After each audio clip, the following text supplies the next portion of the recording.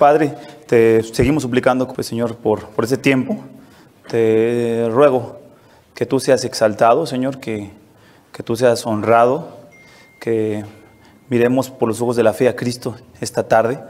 Te ruego, Señor, que abras ojos esta mañana de personas que pudieran tener todavía esa venda, que no pueden, aunque quisieran mirarte y creer, porque esto es un don tuyo. Te lo suplicamos que sea un don para quienes estén aquí en esa condición. Te ruego, Señor, que me dirijas para que tú seas exaltado y que sea tu Espíritu el que obre, Señor, el que trabaje. Te ruego, Padre, que tu palabra viva haga esa obra en los corazones de cada uno, y sabemos que no volverá vacía tu palabra. Me pongo en tus manos, Señor.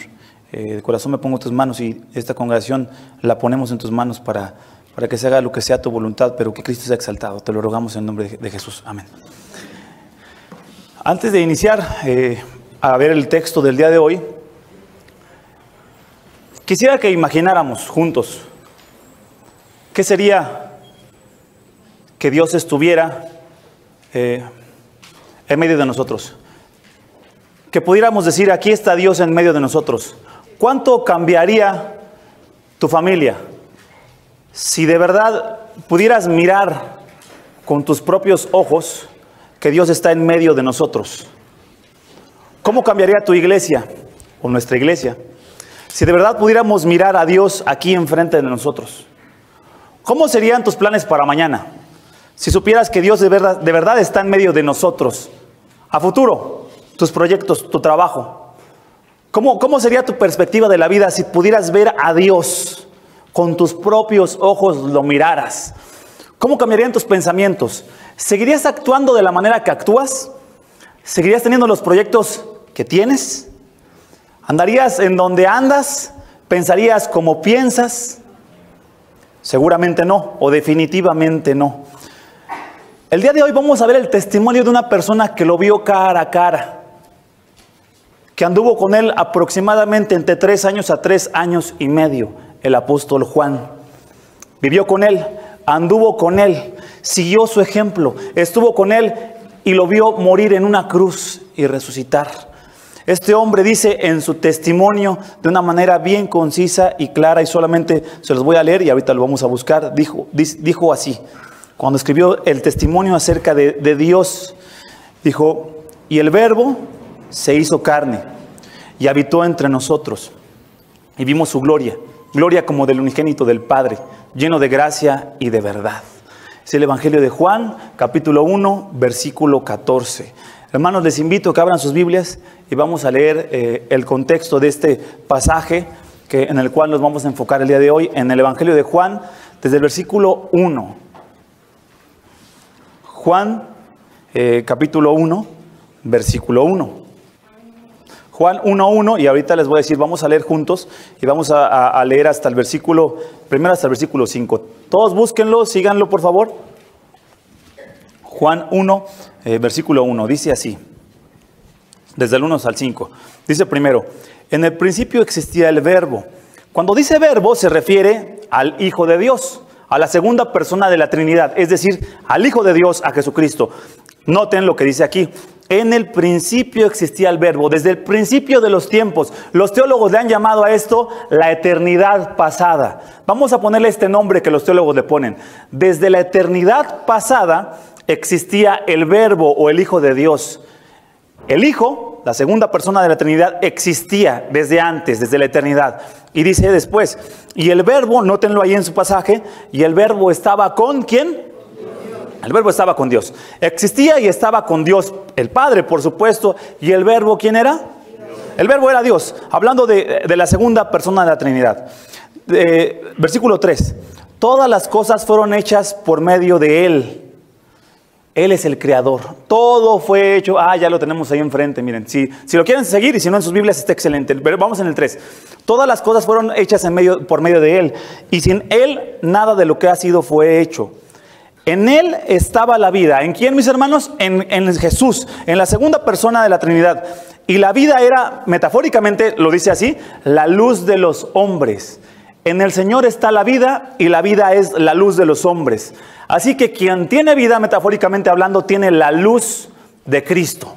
Todo aquel que ha confiado y conocido a Cristo está en luz.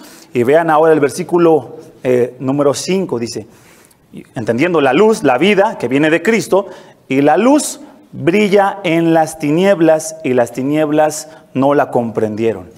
La luz brilló en medio de la oscuridad, y la oscuridad, para referirse a las personas que no conocen a Jesucristo personalmente, no la comprendieron.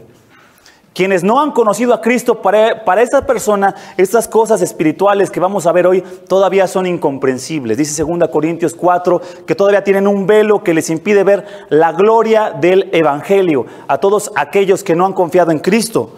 Versículo 9, vámonos hasta el versículo 9. Nos saltamos al versículo 9, vienen ahí varios versículos en el pasaje, pero lean a partir del versículo 9 y los que tienen su Biblia, véanlo ahí. Existía la luz verdadera, es decir, Jesús o la segunda persona de la Trinidad, que al venir al mundo alumbra a todo hombre. Versículo 10, en el mundo estaba y el mundo fue hecho por medio de él y el mundo no lo conoció. Iniciamos preguntando lo siguiente: ¿cómo cambiarían las cosas si Dios estuviera entre nosotros? ¿Cómo cambiarían nuestros matrimonios? ¿Cómo cambiarían los hijos? ¿Cómo cambiarían nuestras actividades si Dios estuviera aquí? Y dice el apóstol Juan, dice, yo sí lo vi. Dice el apóstol Juan, yo lo vi. Estamos en el versículo 10. En el mundo estaba y el mundo fue hecho por medio de él y el mundo no lo conoció, aunque estaba entre nosotros. Versículo 11. A lo suyo vino y los suyos no le recibieron. Pero, dice el versículo 12, a todos los que le recibieron, les dio el derecho de llegar a ser hijos de Dios, es decir, a los que creen en su nombre. Estos, según el versículo 13, que no nacieron de sangre, ni de la voluntad de la carne, ni de la voluntad del hombre, sino de Dios. Es así que llegamos al versículo donde nos da el testimonio de Cristo, versículo 14. Y el verbo, ¿recuerden quién fue el verbo? Cristo se hizo carne y habitó entre nosotros. Y vimos su gloria, gloria como del unigénito del Padre, lleno de gracia y de verdad. Y vámonos al versículo 18, por último, dice así el 18. Nadie ha visto jamás a Dios, el unigénito de Dios, que está en el seno del Padre, Él le ha dado a conocer. Enfocándonos en el versículo 14, que es lo que vamos a ver el día de hoy, dice que Jesús, o el Verbo, se hizo carne. El misterio de la encarnación, hermanos. El Verbo se hizo carne y habitó entre nosotros. Aquí no sé si lo alcanzan a ver y si no, vean en sus Biblias, donde dice habitó entre nosotros. Es un verbo en griego interesante, porque no dice literalmente que habitó entre nosotros, aunque lo diga en castellano. Por supuesto, el castellano trata de traducir lo que dice en griego. Lo que dice en el griego es, puso su tienda de reunión entre nosotros. Quienes han leído el Antiguo Testamento sabrán a qué se refiere esto. Este versículo dice literalmente, y el Verbo se hizo carne y puso su tienda de reunión entre nosotros. Y para ser mucho más literales, como ustedes sabrán, tratamos de tomar del griego al castellano para traducir la palabra de Dios como estuvo escrita en su forma original. Para ser más literal dice así, es una palabra que no existe en nuestro idioma, dice, y el Verbo tabernaculizó. ¿Alguien ha escuchado acerca del tabernáculo? Y si es así, déjenme ver si nos pueden presentar una imagen acerca del tabernáculo. Ahí está. Bueno, no era la que yo esperaba, pero no es cierto, hermana Caro, está excelente. Tiene varias para que... No, la anterior, hermana, la anterior. El tabernáculo, hermanos, era la tienda de reunión. Se le llamaba así porque era donde Dios vendría y se reuniría con su pueblo. Era una tienda desmontable y portátil porque el pueblo de Israel era un pueblo seminómada, constituido por 12 tribus, las 12 tribus de Israel.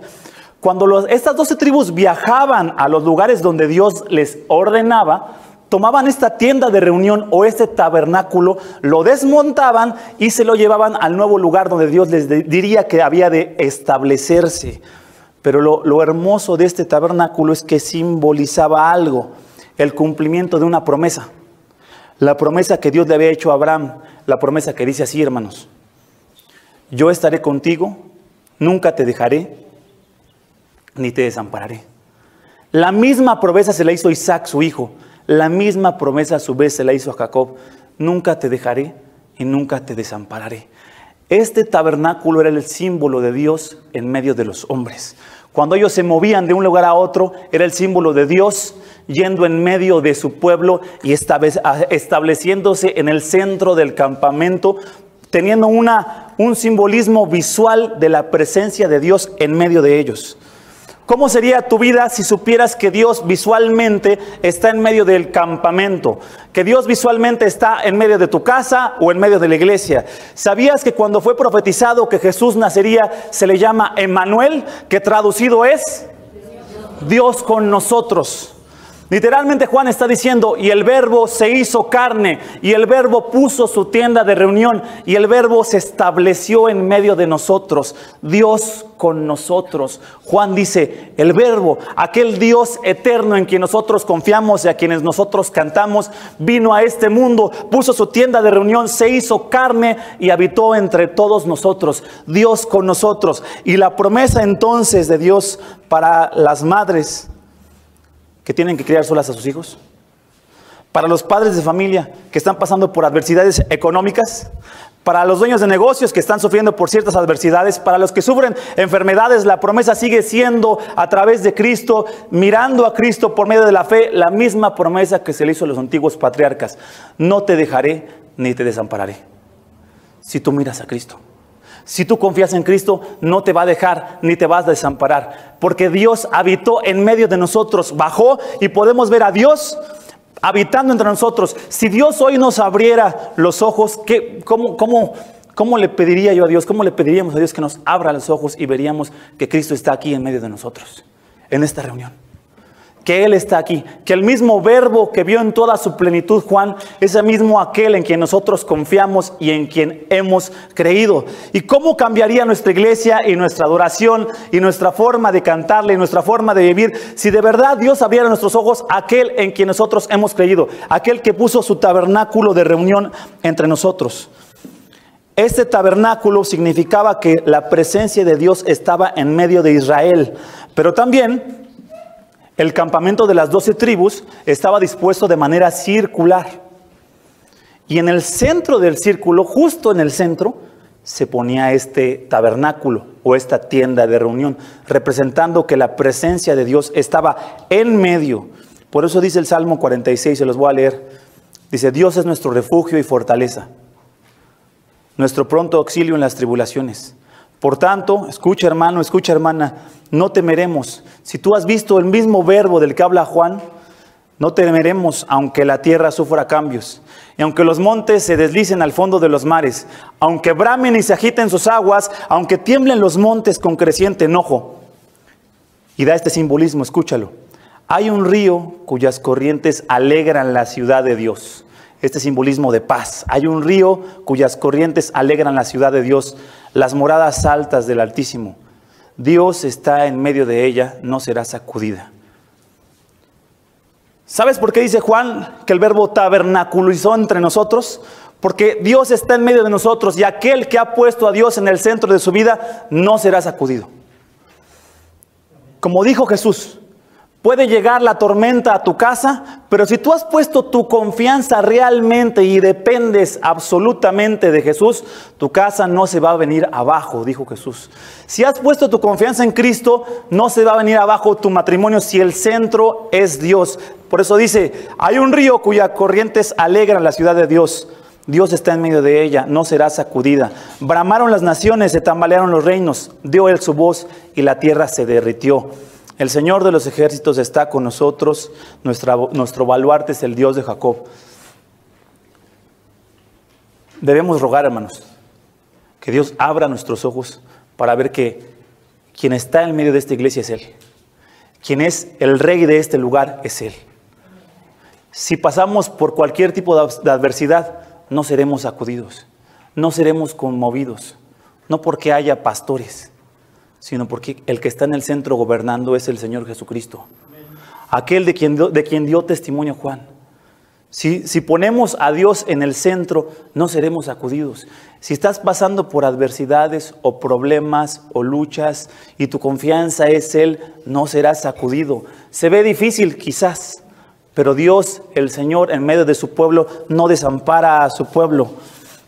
Otra cosa que simbolizaba el tabernáculo es que Dios era el rey de su pueblo. Las naciones paganas todas tenían esta disposición. Las ciudades donde estaban establecidas las ciudades enemigas del Señor o del pueblo del Señor, normalmente tenían en el centro establecida la casa del rey, porque era la manera de proteger y simbolizar que ahí se centralizaba la autoridad de las naciones o de cada una de las naciones.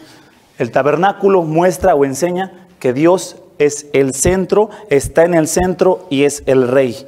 El rey de todo aquel que ha creído en Cristo es el Señor Jesucristo.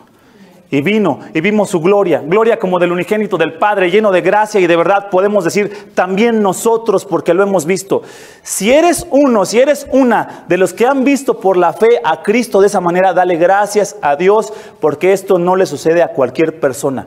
No creas equivocadamente que alguien puede decir: yo voy a creer en Cristo o voy a decidir no creer en Cristo. Esta es una prerrogativa de Dios y es un don de Dios que extiende por su gracia a aquellos a quien Él quiere. De hecho, en Éxodo 34, cuando se encuentra con Moisés, dice: yo tendré misericordia del que tenga misericordia y tendré compasión del que yo tenga compasión. Es un asunto definitivamente que decide Dios.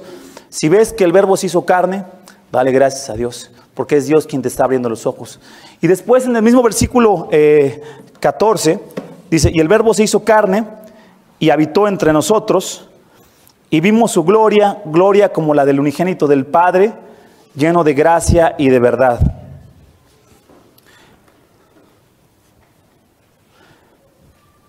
El líder que sacó al pueblo de Israel de Egipto se llamaba Moisés.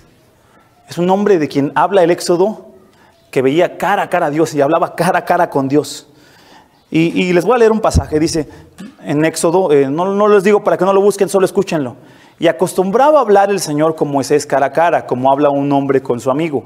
Cuando Moisés regresaba al campamento, su joven ayudante Josué, hijo de Nun, no se apartaba de la tienda de reunión.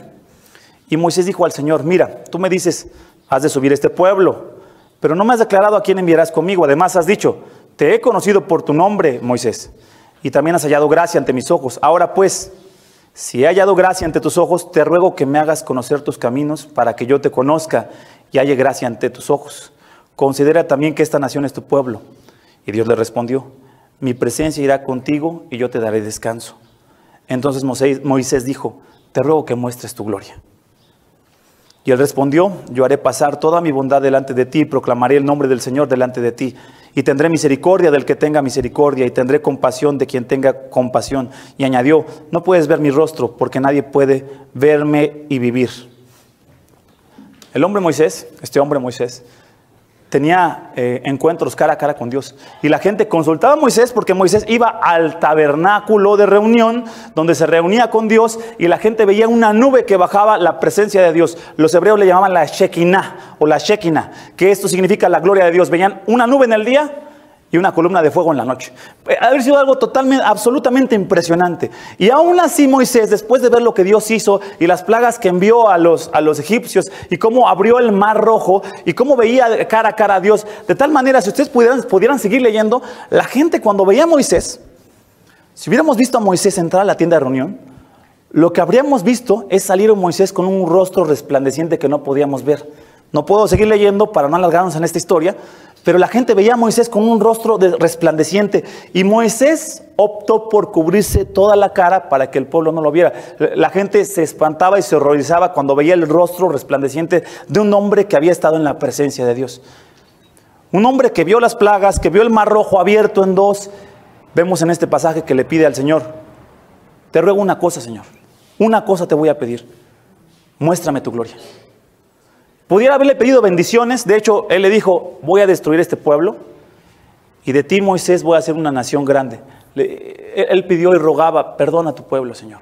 Yo sé que tienen dura servir, yo sé que te abandonan, yo sé que te da la espalda, perdónalos. Y muchas veces Dios dijo, por tu petición, por tu oración, voy a hacer de ellos una nación grande. Y le dijo esta vez, te ruego que muestres tu gloria, la gloria de Dios. En pocas palabras, si entendemos lo que Moisés está hablando, Moisés, a pesar de que conocía a Dios cara a cara, a pesar de que Moisés conocía a Dios cara a cara, hermanos, le estaba diciendo,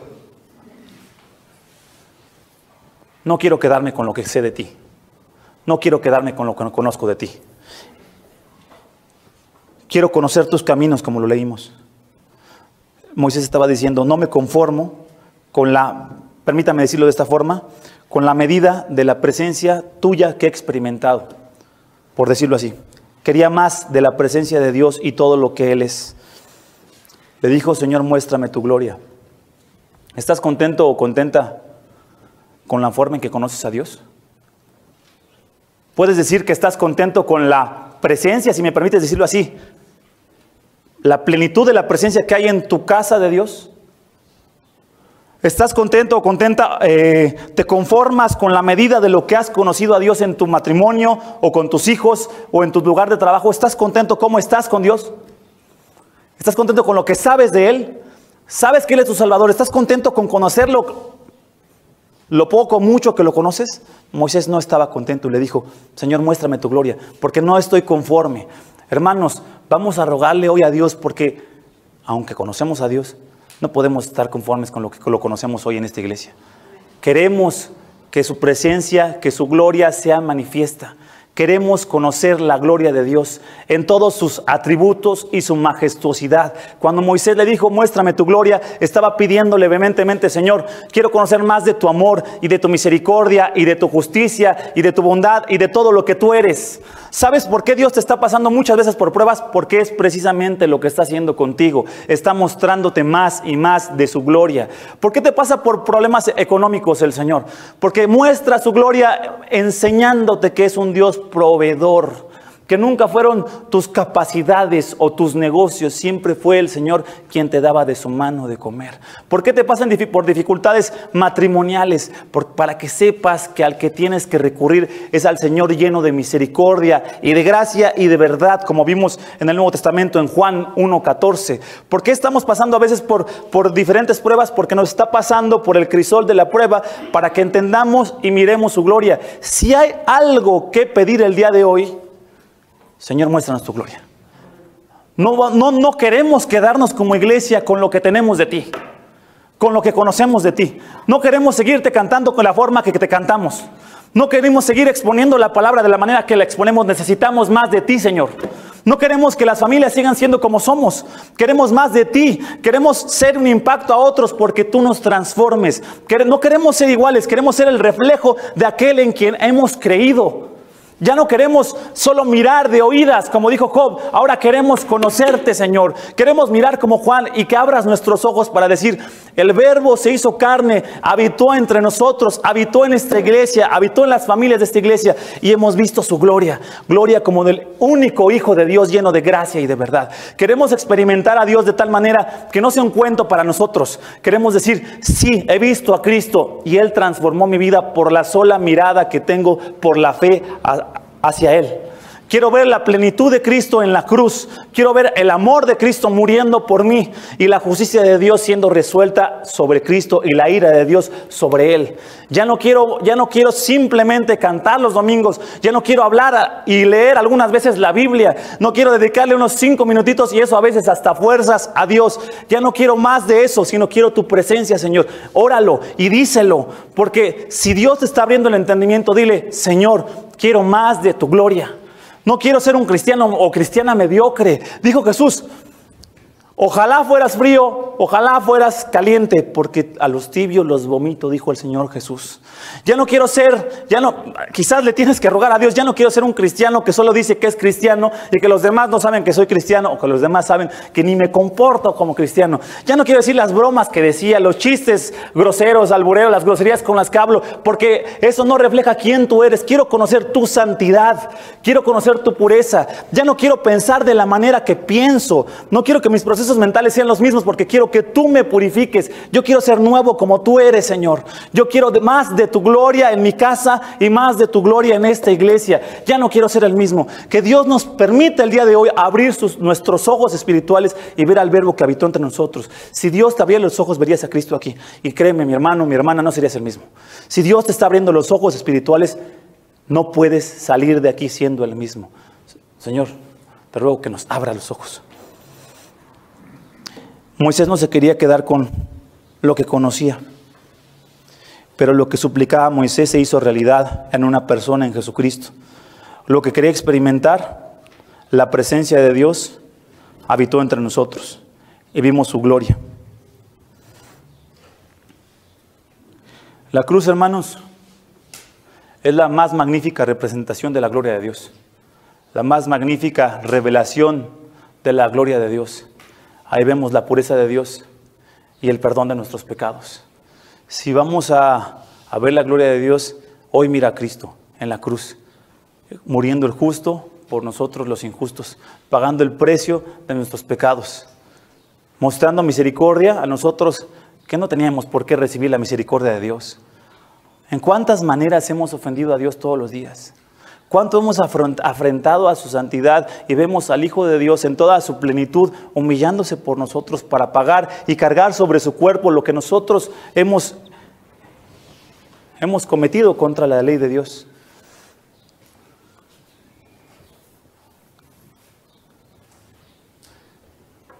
Si pudiéramos contar cuántos pecados llevábamos hasta el día de hoy, y es un ejemplo que ponemos en las clases de evangelísticas.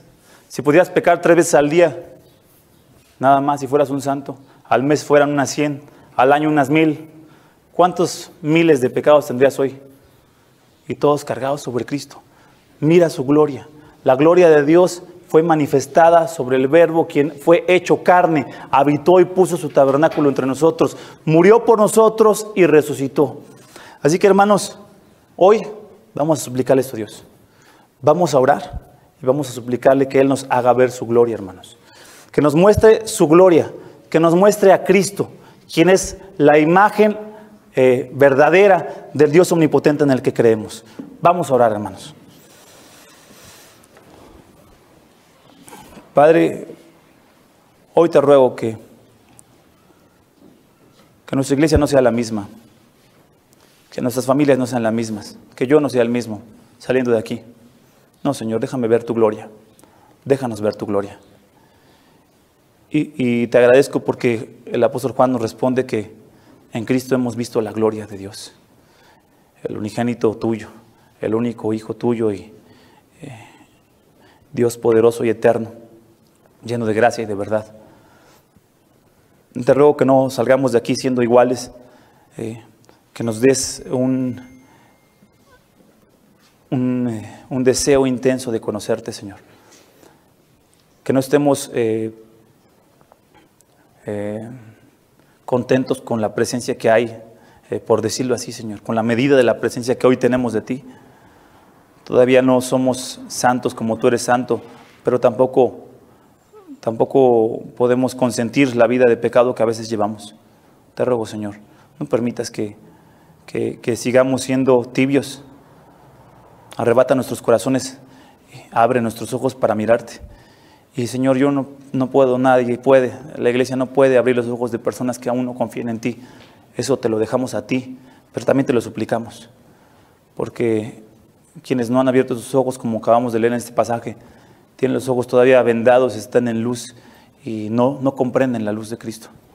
Las tinieblas no comprendieron a la luz y la luz de tu evangelio no ha brillado en sus corazones.